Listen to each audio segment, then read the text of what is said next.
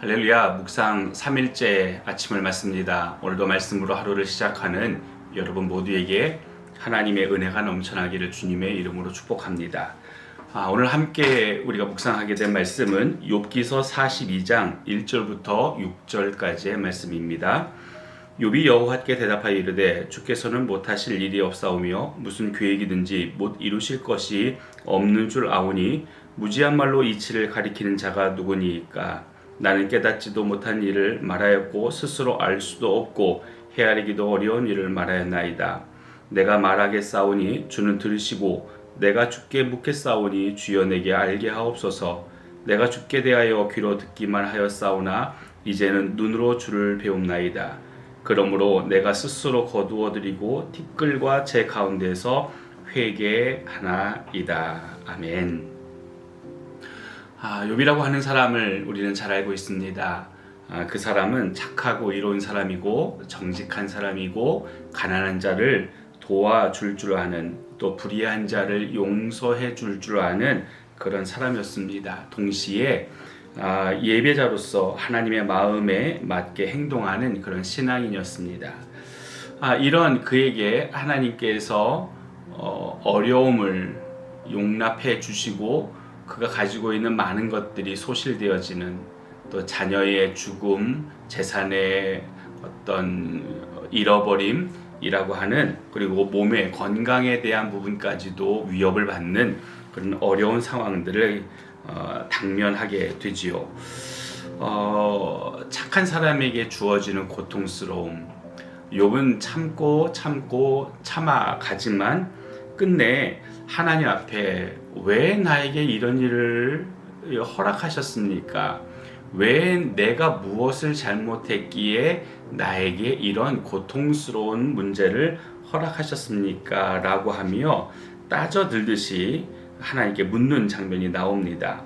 욥기서 31장 35절 보면 누구든지 나의 변명을 들어다오 나의 서명이 여기 있으니 전능자가 내게 대답하시기를 바라노라 라고 이렇게 고백을 합니다. 나의 서명이 여기 있으니 내가 지금까지 살아온 삶의 이야기들을 내가 다 정리했고 나 삶의 모습들이 있고 이것이 나의 삶이다라고 내가 증언하는데, 내 삶에 대해서 하나님이 도대체 뭐가 문제길래 이런 고통스러움을 허락하셨는지 나에게 답을 좀 해주었으면 좋겠다라고 따져 묻고 있는 거지요.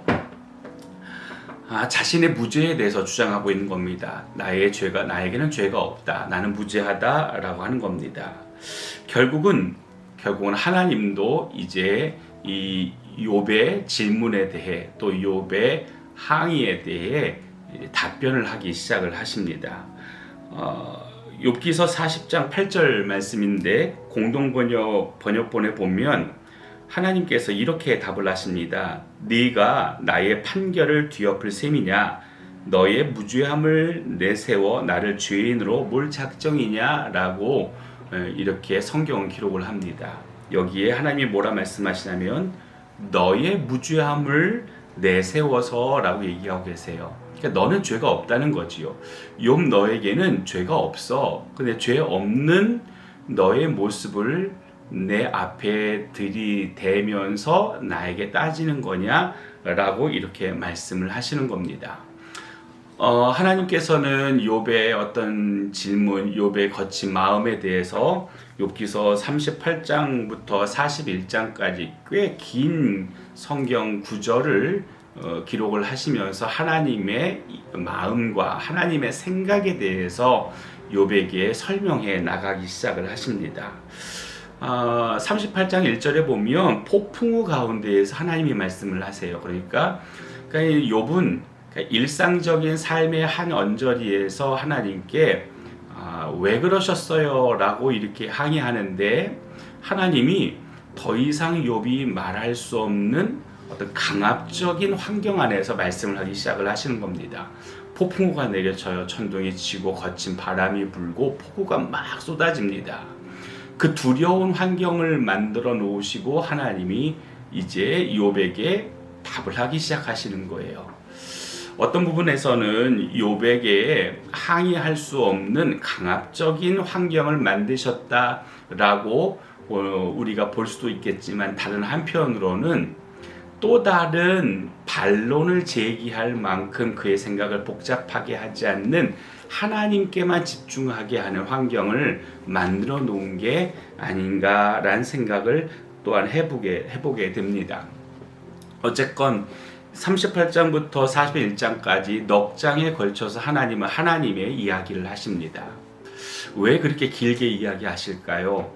한편으로는 욥이 하나님께서 어떤 마음을 품고 계시는지 한 번에 이해하지 못하고 있기에 꽤 긴 말씀을 통해서 욥을 이해시키고 설득시키려고 하고 계신 게 아닌가 생각이 되어집니다. 넉 장입니다. 만약에 욥이 그렇군요 주님, 나는 그런 사람이군요 라고 하는 자기를 정확하게 발견하고 고백하는 내용들을 시작하지 않았다고 한다면, 하나님은 넉 장이 아니라 40장 또는 400장에 걸쳐서 욥에게 계속 설명하려고 노력하셨는지도 모르겠습니다.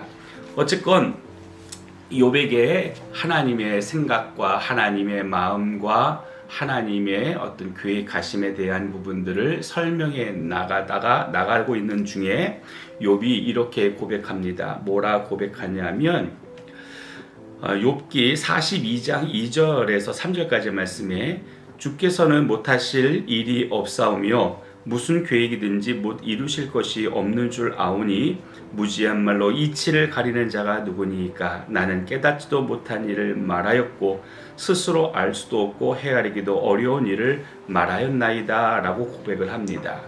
공동번역엔 이렇게 번역합니다. 알았습니다. 주님 알았습니다. 하나님께서는 못하실 일이 없으십니다 라고 이렇게 고백하는 겁니다. 나는 하나님이 무슨 생각을 가지고 있는지 깨닫지도 못했고 스스로 알지도 못했는데, 그리고 헤아려 보지도 못했는데 나는 그냥 하나님께 이렇게 항거하고 있었군요. 하나님께는 못하실 일이 없습니다. 맞습니다. 주님께서는 못하실 일이 없으십니다 라고 욥이 고백하고 있는 겁니다. 하나님은 욥이 깨닫기를 원했습니다. 욥이 깨닫기를 원했습니다. 본인 스스로가 자기를 어떠한 존재로 인정해야 되느냐라고 하는 겁니다. 너는 너 스스로를 어떤 사람이라고 깨달아야 되느냐? 너는 어떤 존재라고 스스로 발견해야 되느냐라고 하는 부분에 대해서 하나님이 깨닫기를 원하셨습니다. 욥은 깨달은 거죠.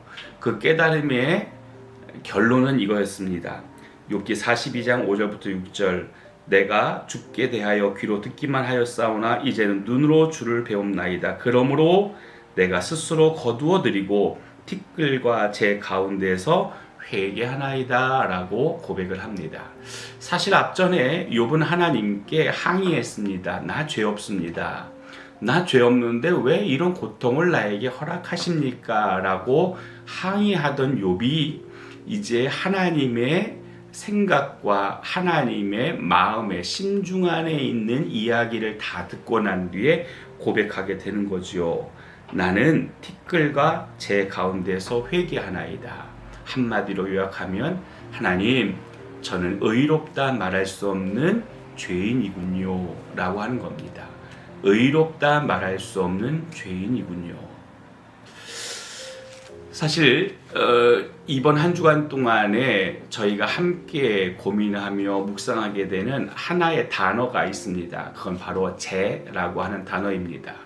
연 3일째 우리가 함께 나누는 묵상의 말씀 안에 계속해서 반복해서 등장하는 한 단어, 죄. 그리고 그 죄의 문제를 상징적으로 표현하고 있는 죄에 대한 부분들을 이야기합니다. 여러분, 오늘 우리는 죄인입니다.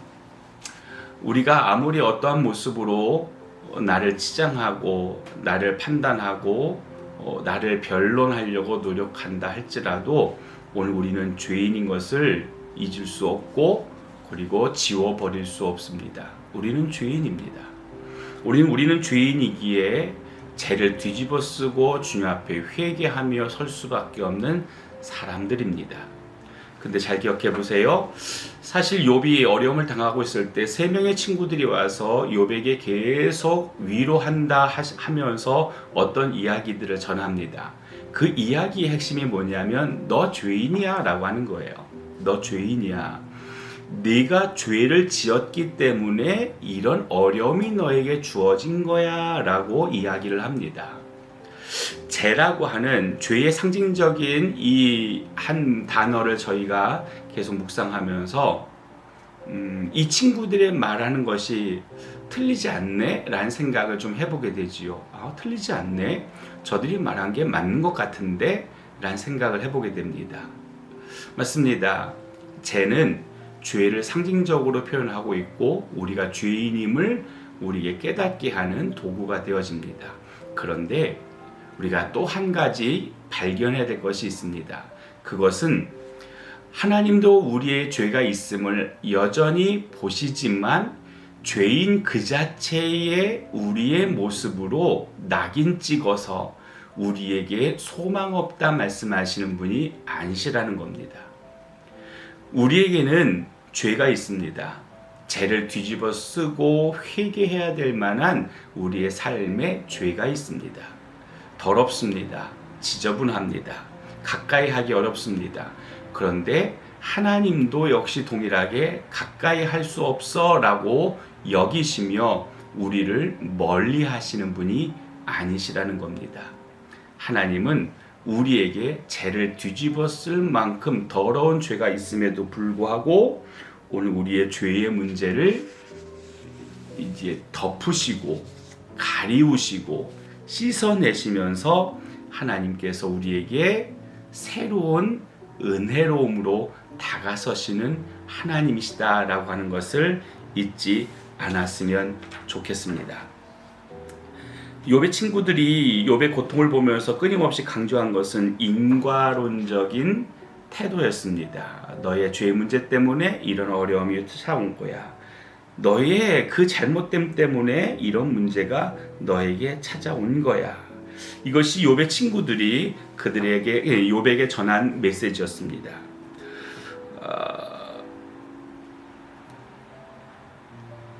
그러나 하나님께서는 오늘 우리에게 분명하게 가르쳐 주십니다. 그것이 뭐냐면 나는 네가 정말 아름다워 라고 말씀하시는 거죠. 나는 네가 정말 아름다워. 죄로 인해 찢겨지고 더럽고 추악하고 부끄러운 우리이지만 하나님은 여전히 오늘 우리를 아름답다라고 말씀하십니다. 고통과 고난이 하나님의 저주라 여겨지는 생각을 가질 때가 있습니다. 하나님이 나를 저주하셔서 하나님이 나를 벌 주셔서 이런 일들을 나에게 허락하셨구나. 사실 그렇지 않습니다. 만약에 그게 죄라고 한다면 가난이 죄의 결과일 것이고 고통이 죄의 결과일 것입니다. 그러나 가난도 고난도 저주나 징계가 아닙니다. 이걸 형벌로 징벌로 깨닫게 된다면 오늘 우리는 하나님을 아버지라 부르기가 두려울 것입니다. 하나님은 오늘 우리에게 이렇게 말씀하고 계십니다. 얘들아, 그게 아니다. 그게 아니야. 너희들은 내게 아름다워. 너희들은 내게 아름다워. 욥의 친구들이 말하고 있는 죄의 문제 때문에 고통당하고 있어라고 하는 사람들이 우리들에게 던지는 인과론적인 그 이론들, 그 생각들은 하나님이 우리를 향하여 바라보시는 시선과는 다르다라고 하는 것을 우리 깨달을 수 있었으면 좋겠습니다. 오늘 이 아침 여러분은 어떤 마음으로 하루를 시작하십니까? 어떤 감정으로 하루를 시작하십니까? 오늘 하루도 힘들겠구나. 오늘 하루도 어렵겠구나. 오늘도 하나님이 나를 책망하시는구나 라고 하는 마음이 여러분 가운데 있으십니까? 나는 참으로 보잘것없고 쓸모없는 사람이구나 라고 하는 마음으로 시작하는 분들이 계십니까? 여러분, 그 마음이 여러분 안에서 씻겨지고 바람에 날려가는 은혜가 있기를 바랍니다. 하나님은 오늘 우리를 향해서 아름답다. 너는 나에게 최고의 아름다움이다 라고 말씀하시는 주님의 마음이 저와 여러분 안에 가득 부어지는 귀한 은혜 있어지기를 주님의 이름으로 축복합니다. 기도하겠습니다. 좋으신 아버지 하나님, 이 하루를 시작합니다. 오늘 한날을 시작할 때에 우리의 마음 속에 하나님 괴로움이나 삶에 대한 원망이나 저주, 그리고 더 이상 삶이 버겁다라고 여겨지는 마음의 무거움으로 하루를 시작하지 말게 하십시오. 오늘 이 말씀 앞에 서는 모든 이들에게 은혜를 베풀어 주시되, 하나님은 나를 어여삐 여기시며, 하나님은 나를 최고라 여기시며, 하나님은 나를 여전히 사랑하고 계시다라고 하는 이 가슴 벅찬 은혜 안에서 하루를 시작하고 넉넉하게 이겨내는 믿음의 주인공들 되게 하여 주옵소서. 오늘 하루도 하나님께 우리의 삶을 내어드리오니 주님만 높임받아 주옵소서. 예수님의 이름으로 기도합니다. 아멘. 오늘도 하루가 여러분의 삶 속에서 기억될 만한 하나님의 은혜를 누리는 하루가 되기를 예수님의 이름으로 축복합니다.